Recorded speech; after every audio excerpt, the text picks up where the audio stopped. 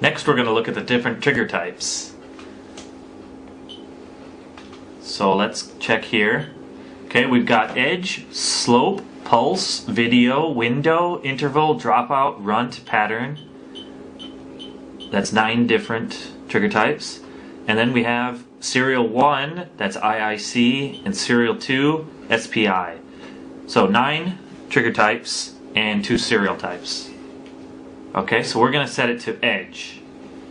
Then we're going to set our source to channel 1. Yes, already there. Okay. Then we set the slope. We can do rising, falling, or both, rising and falling. We're going to go to rising. We can set the hold off, which is pretty much the delay between triggers. Okay. So we turn that off. Okay. Coupling. We can have DC, AC. We can have low frequency reject or high frequency reject. Okay, we'll set it to DC. And there's also a noise reject option, on or off. So our signal's looking pretty good. We can also adjust the trigger height, trigger level.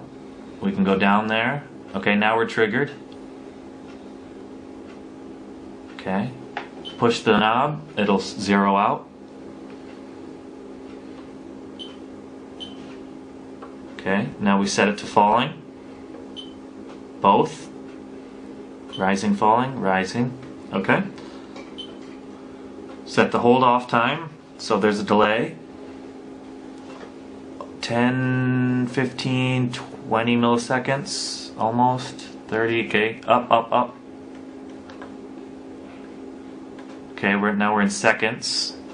Looks like the highest is 1.5. 1.5 seconds for the trigger delay.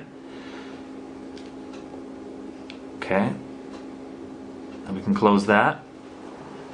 And there you have it. Those are our trigger types. That's edge to begin.